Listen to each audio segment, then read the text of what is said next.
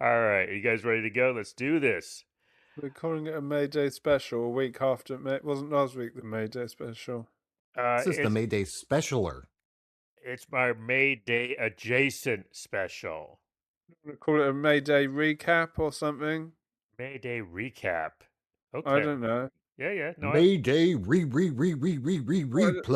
If I listened today and it said this is a May Day special, I might think I was listening to last week's episode. That is an excellent point, Patrick. I think well advised. So May Day recap. I vote for May Day recap. On this week's Labor Radio Podcast Weekly, our May Day recap, or as Harold would call it, do it, Harold. Replay.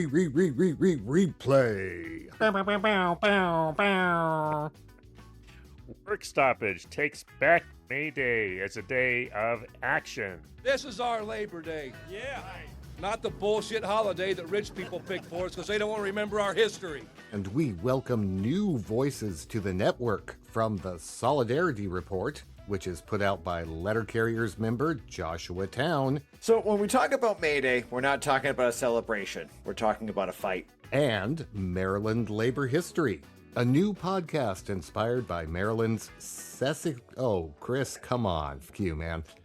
By Maryland's semi-quincentennial. Sorry, I thought I'm not going to warn him. I just want to see how much of a pro he is. You better bleep that, I tell you.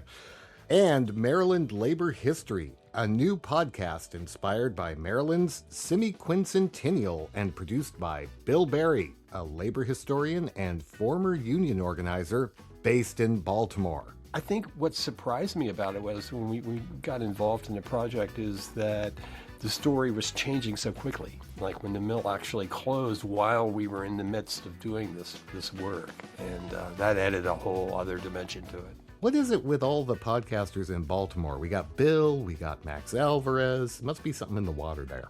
Project Labour, another new network member, celebrates the daily grind by diving deep into the lives and careers of people doing interesting work navigating conflict on the shop floor.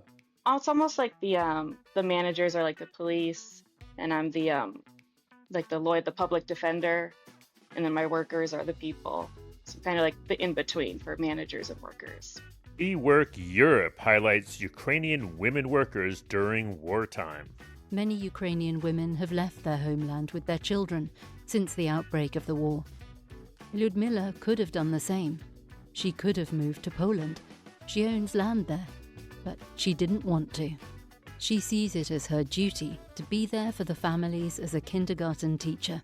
And from Australia, the Concrete Gang revisits the fight for the 8-hour day. They dropped the tools, they marched down the street and collected all the building workers on the way. And they won a 8-hour day, but the most important part of it was for no loss of pay. All right, let's start off with Work Stoppage, with a sharp reminder that May Day isn't just history, it's a call to action right now.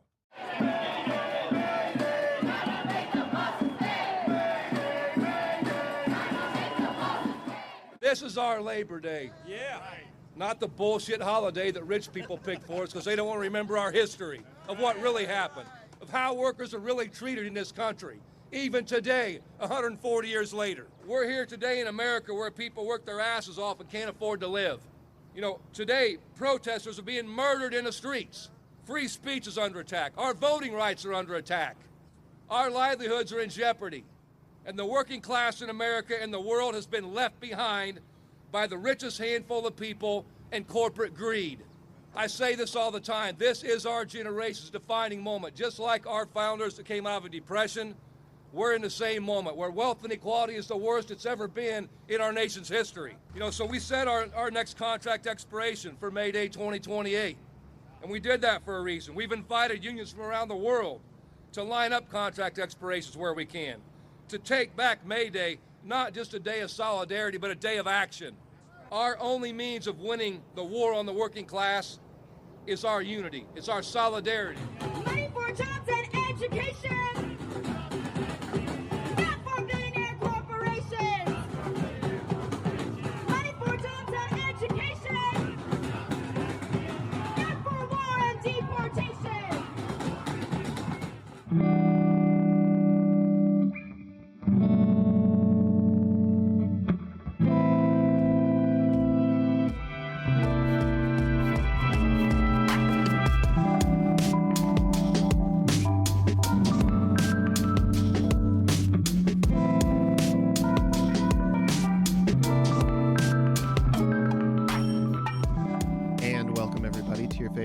Podcast. The show is called Work Stoppage, and my name is John.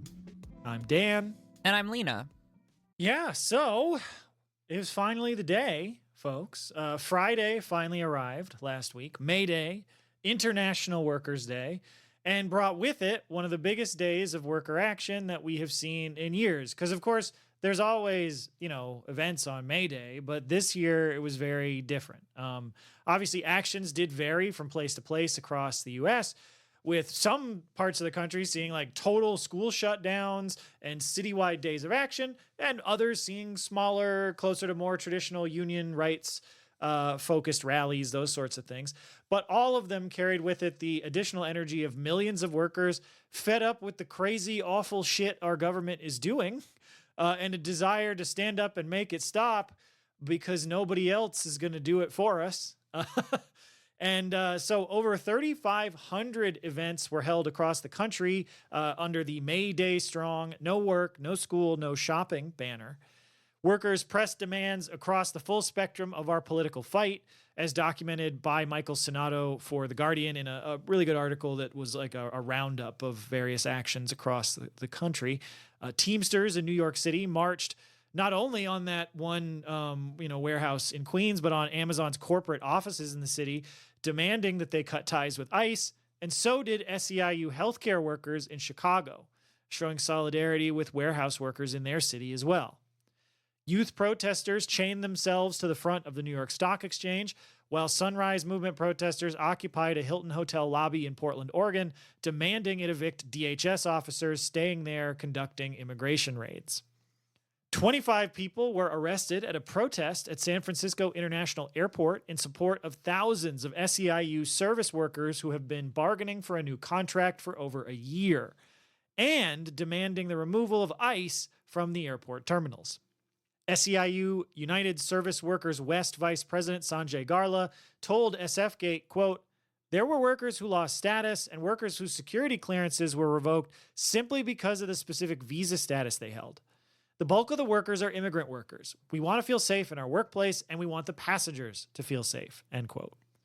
And the pressure from the workers' pickets have forced San Francisco city supervisors to press the airport administrators to return to the table and reach a deal.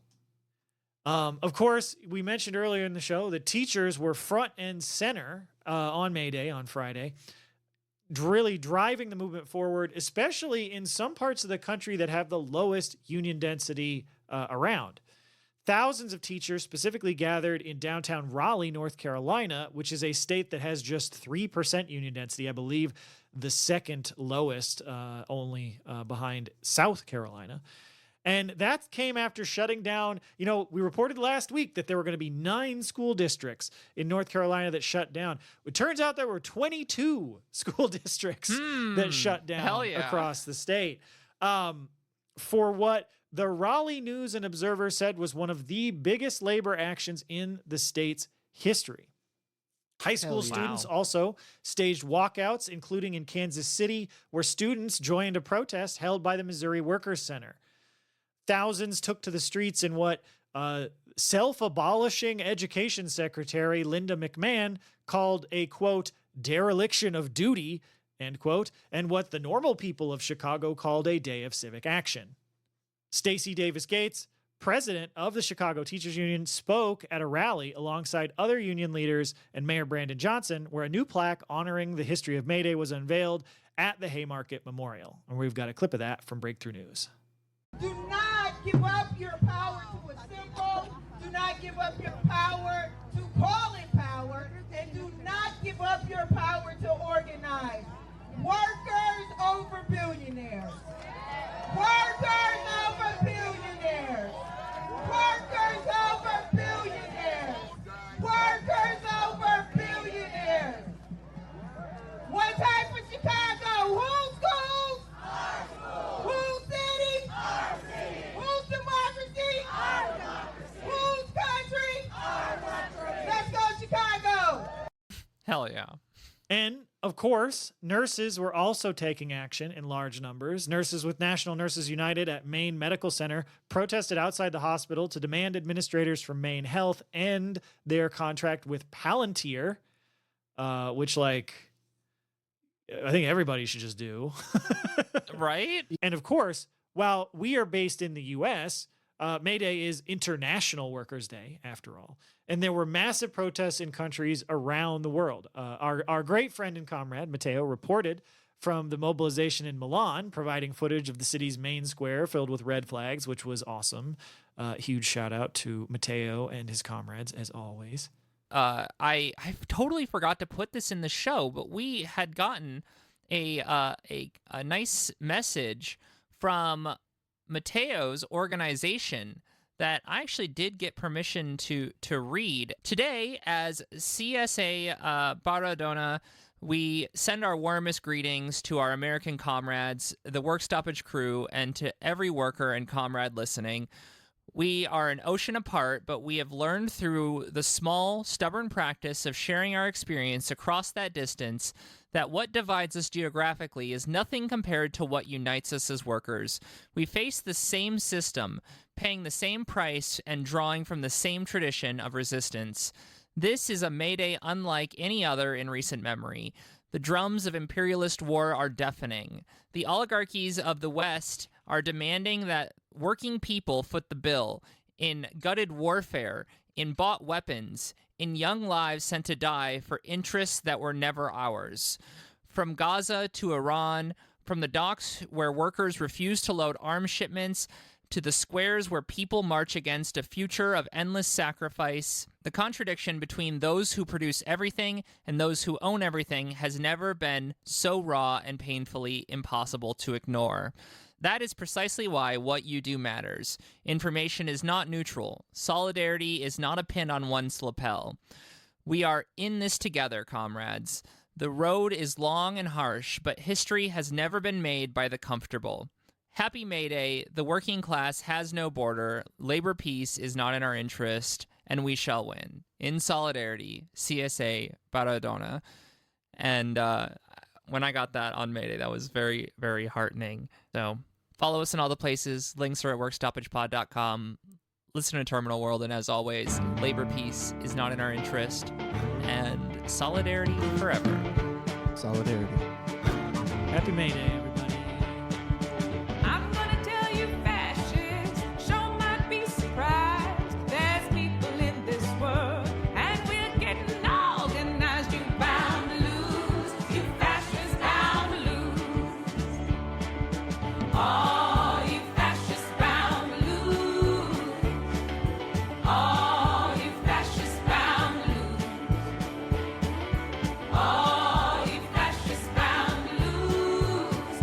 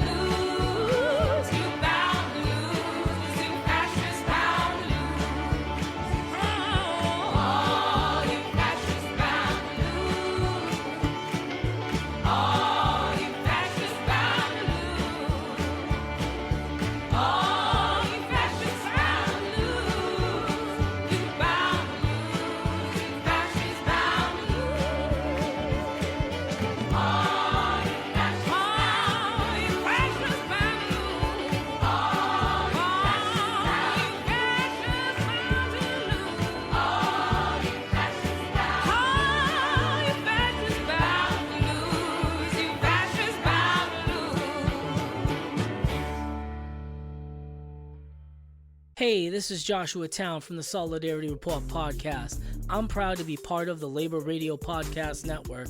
With more than 200 labor radio shows and podcasts across the country and around the globe, the Labor Radio Podcast Network, where the working people speak.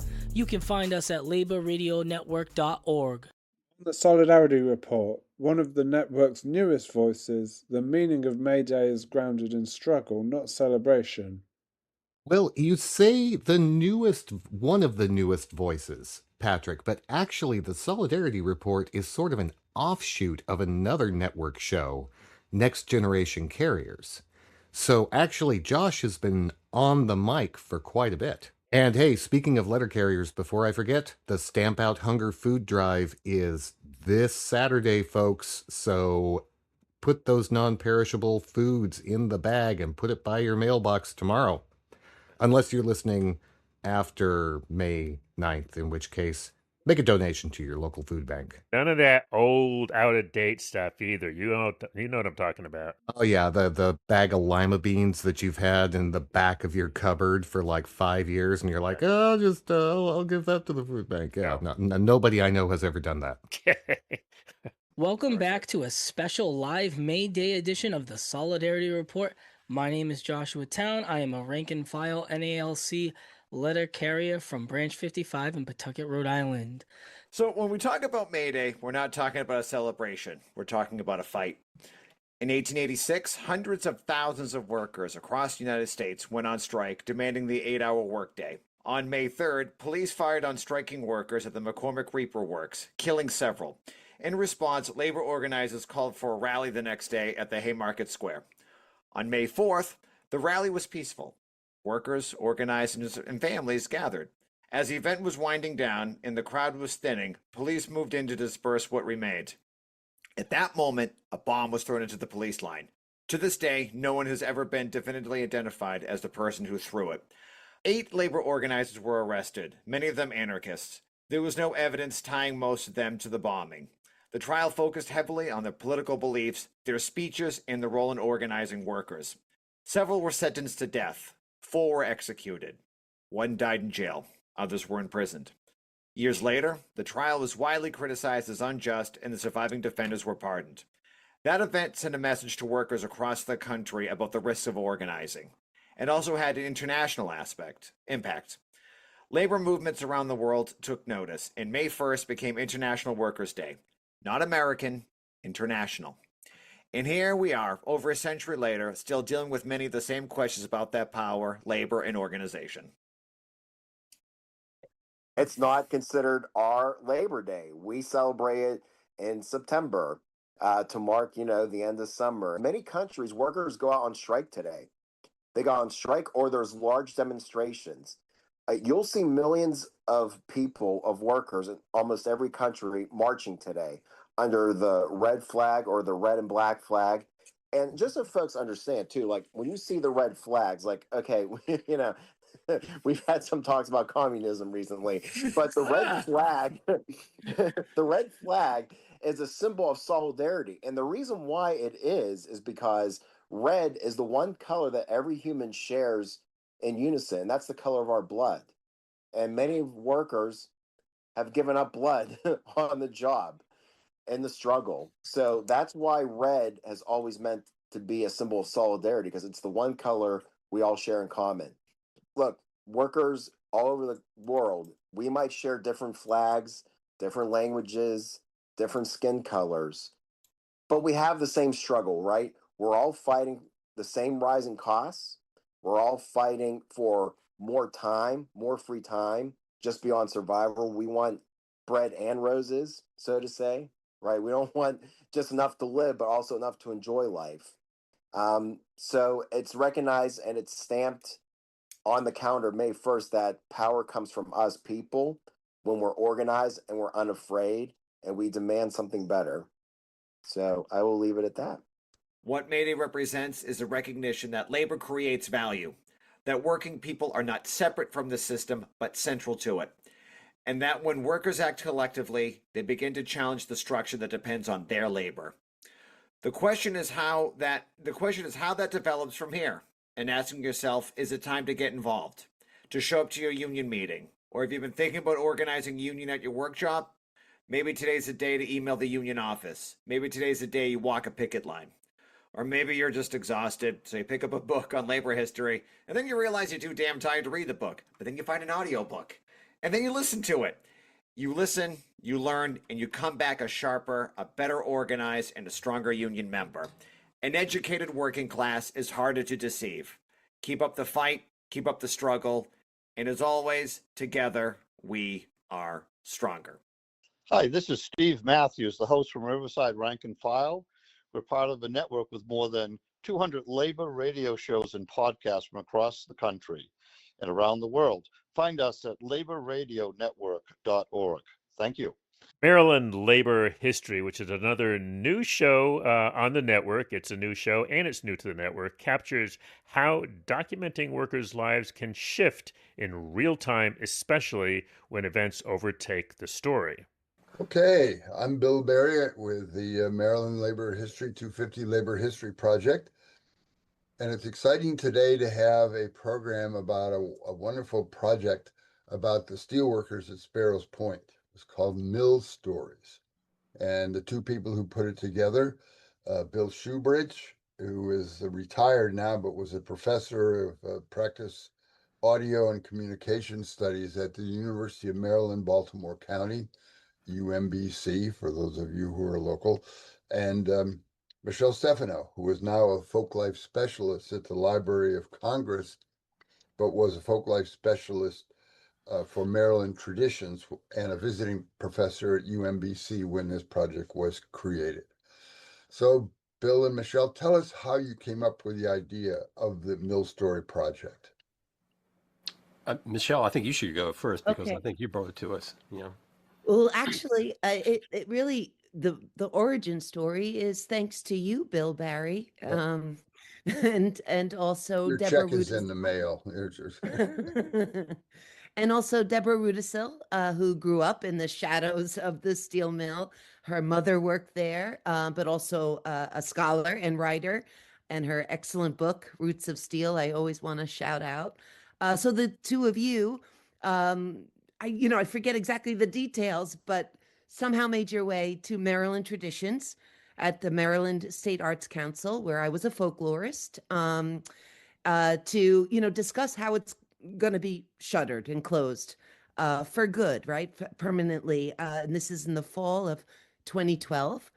And so at the time, we were working on an annual awards program through the Maryland Traditions program for the state that honors traditions and people who keep cultural traditions alive across the state, and also places that are important in terms of living cultural heritage. And it worked out that we could honor the importance of the Sparrows Point Steel Mill through this state honor as an important place for 125-year plus history and living heritage, right? The stories and memories of people still working there at the time, and then, of course, those who have worked there over a century. Through that honor, that state honor, Bill and I realized that there is this important heritage that lives on in the hearts and minds of retired steelworkers and current at the time. And we, thought there's a project here in helping to safeguard that important living, the living memories, the stories that people have, the importance of the steel mill. So that's really the origin story. And so from fall 2012 through, what would you say, Bill, 2015, a little and onward? Yeah, I think we picked up a few strays later in the project, but I think around then. Yeah. But one of the things I want to stress is what's great about this project, unlike many others, is that it keeps the memories of the workers and not just of the company. Right. And records it in oral histories as a vivid telling. So you came up with the idea, and then what did you do? Well, I think essentially what we do is we started interviewing down at the Union Hall. It was a great opportunity for me to get my students involved and bring them down to, actually, get some field experience. I think we wound up doing a total of 27 interviews. I think what surprised me about it was when we got involved in the project is that the story was changing so quickly. Like when the mill actually closed while we were in the midst of doing this work. And that added a whole other dimension to it. So It was really catastrophic for thousands of people and for the Dundalk and associated communities. Yes, absolutely. But yeah, at the core of the project, from that state honor onward with Bill, are interviews. And so, our first times going to the Union Hall and in Dundalk, it was first to introduce who we are and get to know a lot of the steelworkers at their meetings, particularly the retirees in the beginning. Thanks to those meetings and of course, thanks to you, Bill Barry, for introducing us. And then it grew from there, right? Informal conversations to set, more formal, recorded on video interviews. And that went for a number of years. And over time, so we're talking, over 2013 into 2014, Bill and I started realizing that, first, Bill always says, very poetic, that, after doing over a dozen interviews, interviewees, the steelworkers were finishing each other's sentences in terms of the stories and the themes that emerged from their interviews, such as fighting for, protections and their health and safety. And also with respect to fighting against gender discrimination and racial discrimination on the mill. So many of the wonderful people we were able to learn from, were at the mill since the 60s and could talk about, what happened, with the Voting Rights Act passing in the mid 60s and the effects and impacts of desegregation at the mill. So a lot of these themes and topics emerged from these interviews. And Bill and I realized that we have a longer film that we could piece together on our hands. All right. Well, thank you very much to both of you, and we'll see you soon. Bill Shoebridge, Michelle Stefano. Thank you very much, Bill. Hey, this is Chris Garlock from the Labor Heritage Power Hour. We're proud to be part of the Labor Radio Podcast Network, more than 200 labor radio and podcast shows across the country and around the world. The Labor Radio Podcast Network, where the people speak. Find us at laborradionetwork.org. You want another new show on the network? Of course you do. From Project Labor, a look at the day-to-day reality of representing workers on the shop floor. Cool people, cool jobs. At Project Labor, we've got both. Welcome to the show. Project Labor is the podcast that celebrates the daily grind by diving deep into the lives and careers of people doing interesting work. Each episode asks the essential questions. What do you actually do all day? How do you feel about your work? And how'd you get here? May 1st is International Workers' Day. It's a day of recognition, recognizing how far we've come, and at the same moment, recognizing how far we have left to go. How did we achieve the good things we have? Working on answering those questions? Unite Here, a labor union with sensible slogans. That healthcare is a human right. That one job should be enough. We shouldn't be working 10 to 16 hours a day, 2, 3, 4 jobs. That CEOs should not be making 280 times as much as the average employee when the ratio was 20 to 1 in 1950.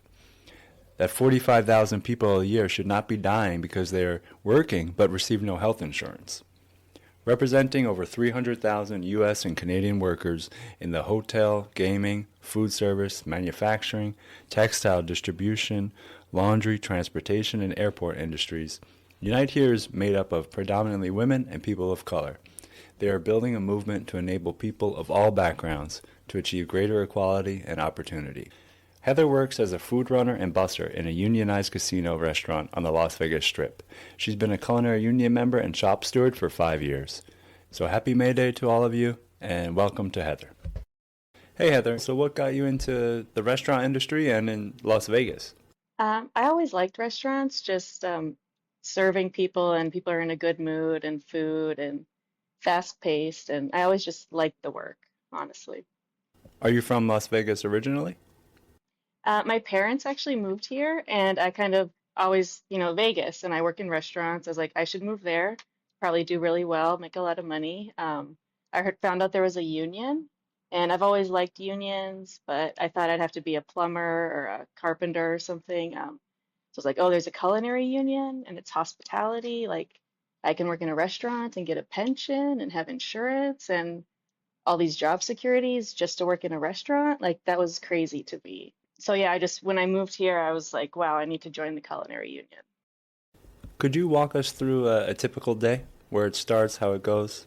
Well, I'm actually a shop steward in the union. So sometimes I'll have meetings before my actual job. Like if the manager disciplines somebody or if we think the contract's being broken, like on my volunteer time, I'll come in a little early. We'll have a meeting about whatever the issue is, if we can fix it or what we can do. Then I'll actually clock in and then start. I'll be either a busser or a food runner, and I just bus tables all night or I run food and, do that for 8 hours and then clock out at the end, and that's my day. What's one of the harder things about your job? I mean, it sounds pretty easy. It's just bussing tables or running food. But a lot of work goes into it. I take 25,000 steps a night. Oh, wow. It is a hard work. It's a lot of work. It sounds kind of easy, but once you're actually into it. 25,000 steps is absolutely no joke. Yeah, it's pretty fast paced and like nonstop. What's your favorite thing or one of the best things about your work? I think when you can just make someone's night, you're just like serving customers and it's their birthday or, they saved up money to come to Vegas. It's their first time. Just whatever you can like make special for them, I think is the best part for me. What else do you do as shop steward? So I enforce the contract if I see like management's doing something incorrectly. I just let them know, hey, this is incorrect. We should do it this way. Or if it's bigger, we might have to have a meeting about it. If they discipline someone, we can have a meeting about that, and I defend them or correct it. It's almost like the managers are like the police, and I'm the public defender. And then my workers are the people. So kind of like the in-between for managers and workers. That's an awesome analogy. Yeah, that's how it feels, yeah. Any examples you can share? So we have promotions in our restaurant. Everyone wants to be a food server because you make the most money. And so our managers, in our contract, we do it a certain way by seniority. You take a test, and if you pass it, it goes to the highest seniority. But our managers were cheating on the test. Wow, And like they kids. weren't doing it, yeah. They weren't doing it by seniority. They were just kind of doing it by favorites, who they wanted to do. Something you would do in a non-union restaurant. But so some of my coworkers noticed this, and I noticed it. And so we got together and we came up with a plan. We had a meeting.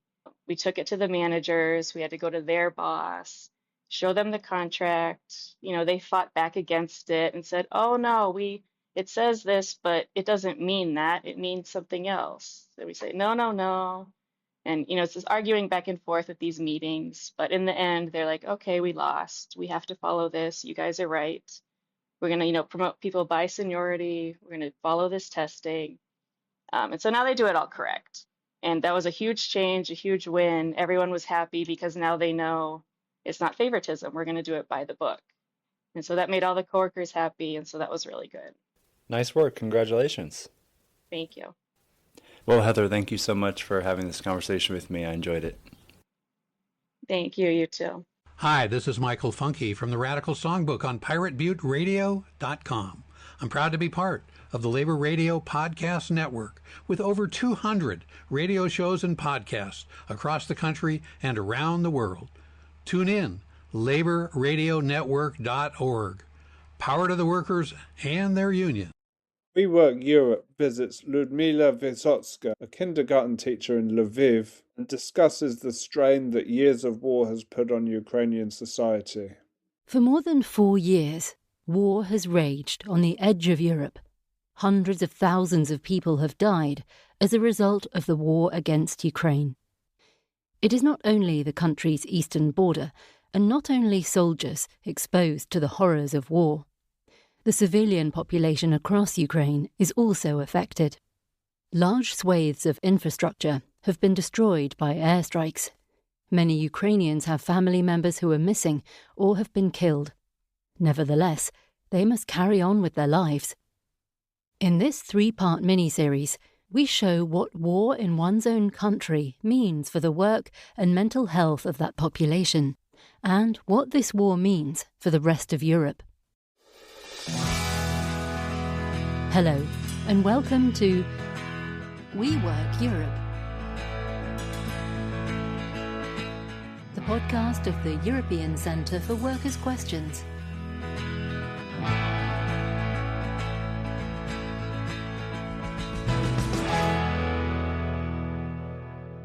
When the alarm sounds, we go to the shelter, which is in our garden. This is Lyudmila Vysotska. She is a kindergarten teacher in Lviv, a major city in western Ukraine. In the spring of 2026, an air raid siren sounds every few weeks. That could change at any moment. In previous years, there were periods when the siren sounded once or twice a week. And when this happens, a now well-rehearsed routine is followed. We have got used to standing up and going to the shelter. Even when we have to wake them up from their afternoon sleep, the children don't cry. They know it is a matter of life or death. At first glance, it seems that the Ukrainian woman has adapted to her situation. Living in a war zone and its associated restrictions, such as power cuts, has become daily business for her. But appearances can be deceiving.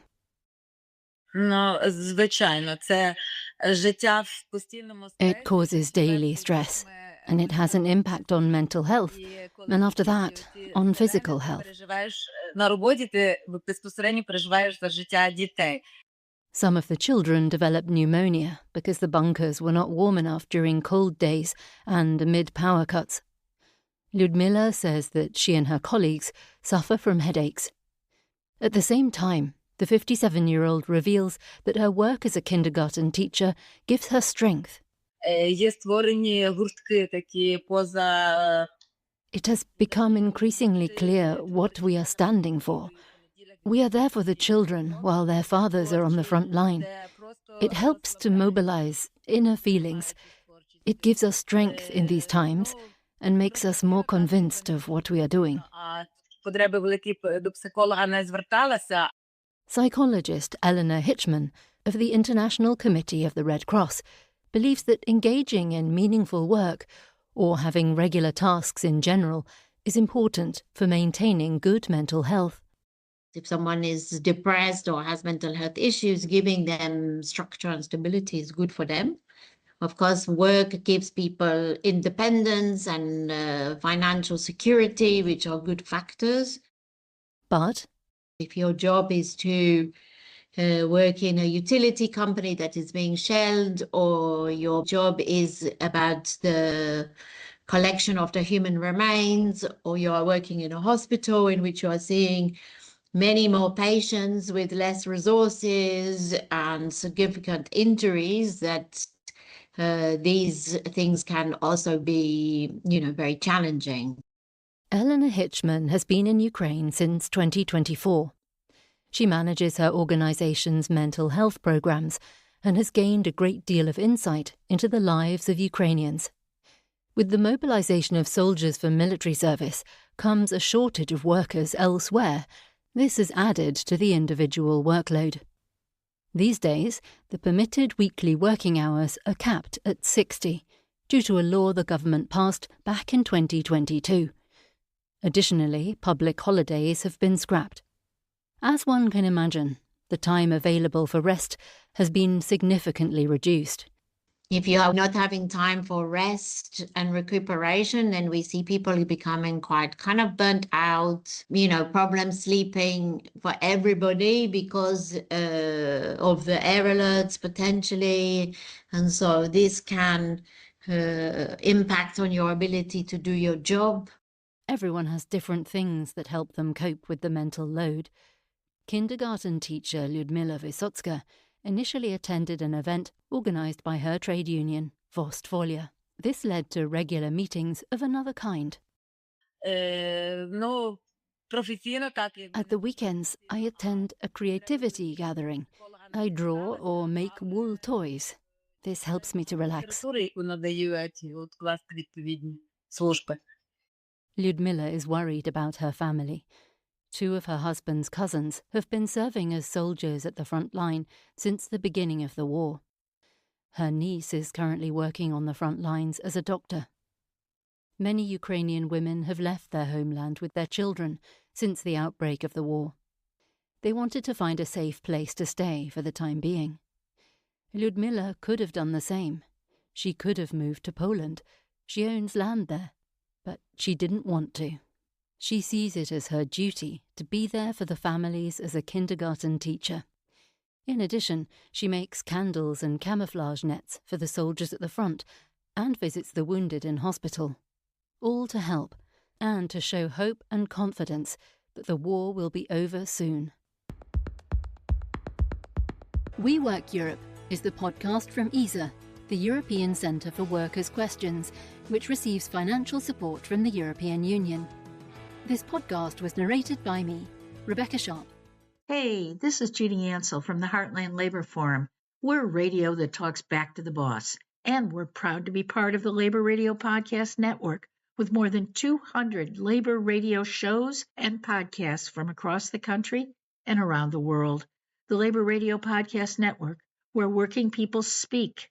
Find us at laborradionetwork.org. And then we go to Australia. Our friends at the Concrete Gang takes a look back at workers organizing on the job and winning real gains. I absolutely love this clip because, Concrete Gang, it's a bunch of construction workers. There's usually just cracking on each other on the mic, talking about construction. But they really go deep into some labor history here. I think we're going to have to pick this one up for labor history today. Also, I'm with you. I love that when construction workers go on strike, they have a very particular term of art. They drop the tools, which is both literal, but also just has this wonderful feeling to it, doesn't it? Yeah, it does. Good morning from the Concrete Gang, bright-eyed, bushy-tailed, 855 on your AM dial, 3CR community radio, 50 years running, 50 years strong radio station, and 50 years strong Concrete Gang. And joining me on the gang, we have the one and only Three Trees. Good morning, everyone. What an introduction. I'm getting better, aren't I? You're the new Bruce Buffer. I don't know about that. And alongside him, the dulcet tones of the Sparrow. Good morning, everybody. Oh, we've got to say Happy May Day to everyone. Yes. So Happy Labor Day. And joining us, we have a Roman reporter out of Maui. Maui, how you going? Marbles from Maui. How are ya? Oh, good, brother. How yourself? Living the dream. Living the dream. And we got Maui on because he's got a bit of a history about the 8-hour day and how the stonemasons won it, and he's had ancestors a part of it. So give us a rundown on the 8-hour day, mate. All right. Yeah, so it's special to me because it's my great-grandmother's grandfather, Jeremiah Melbourne. So a few G's there, more G's than a rap show. So what happened was in 1856 there was a building boom in Melbourne and a lot of government work. There was the State Library, there was Parliament House, and there was also the Melbourne Uni in Swanston Street. So James Galloway and James Stevens, the Secretary and Assistant Secretary of the Operative of Masons, so basically the Stonemasons Union, they thought it was an ideal opportunity to go for the 8-hour day. And James Galloway had already had a crack in England and failed. So he thought, we're going by the balls, we'll give it a crack. So they did what they did. They got all the workers together and they lobbied the governments, all the rest of it. And it's not like you could get a stonemason the next day if they all stopped work. It was like a 6-month trip on a boat. So it all came to a head at the Melbourne Uni site in Swanston Street. They dropped tools and they marched to the Parliament House, but it wasn't to go to Parliament House, it was the building site to grab all the rest of the stonemasons. and labourers and plumbers back then. Not too many sparkies, and that's what they did. They dropped the tools. They marched down the street and collected all the building workers on the way, and they won a 8-hour day. But the most important part of it was for no loss of pay. So the 10 hours of pay, but an 8-hour day. How good's that? How good? Birthplace of democracy in Victoria. And then what happened was, in recognition of their efforts, because what happened was, say there was a Canadian stonemason there, he went back to Canada, and he said he's over there working, they're doing 10-hour days, and then he's going in Melbourne, they're doing 8-hour days. So then they got it, and in recognition of the rest of the world getting 8-hour days, the government awarded them a public holiday. And that's where we are today with the public holiday. And how did what was Moomba involvement in all this? So they poached it. So what happened was, every year on that day, they used to get all the carpenters on a float, all the plumbers on a float, and all the builders' labourers, they had a float, and they used to recreate the march. And that's what ended up becoming Moomba. How good's that? But then what I do every year, I do James Galloway Cup, and it's a running race. And so what happened, all those workers, not just the stonemasons, all those workers, they built the first trade hall with their own labour, and they raised funds by having running races and whippet races and all sorts of stuff like that. So the very first trade hall, the land was donated, but all the workers, those workers, all got together and built the first trade hall and with their own money. What a massive effort. And in that, Australia or Melbourne, the heart of unionism in this country, the deliver that for the whole world, it's unbelievable. And what James Galloway said, and he was 28 years old, he wasn't an old man or anything, he was 28 years old and he died at 32, so he didn't really enjoy it for much. But back then, you've got to remember, there wasn't much water around, and they were drinking beer instead of water. Yeah, that's right. It's in the coastal, wasn't it? Yeah. No, but how good's that? Everyone was proud of getting an 8-hour day. Now it's like frowned upon. Oh, you're only working 8 hours and you get a public holiday. I mean... And so my ancestor, Jeremiah Melbourne, he was sent to Port Arthur when he was 15 for knocking off a pair of trousers and some biscuits. He did 7 years hard labour at 15 years old in Port Arthur.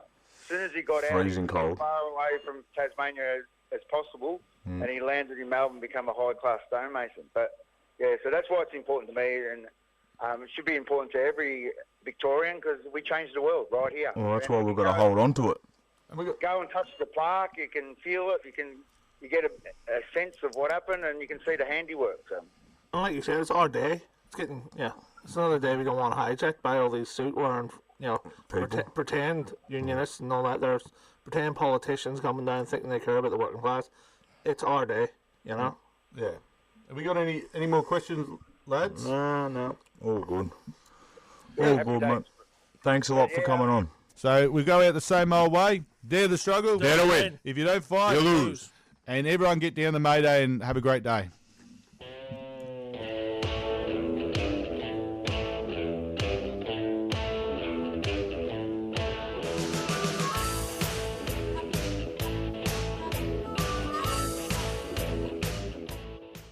Are we at that stage already? It's time for shows you should know. Speed round. Harold. All right. So check out these shows that we didn't have time or space to put clips into, but they're really, really great releases this week. First off, on Union or Bust, Patricia Lutz and Cole Anticio talk about organizing at the San Diego Musical Theater.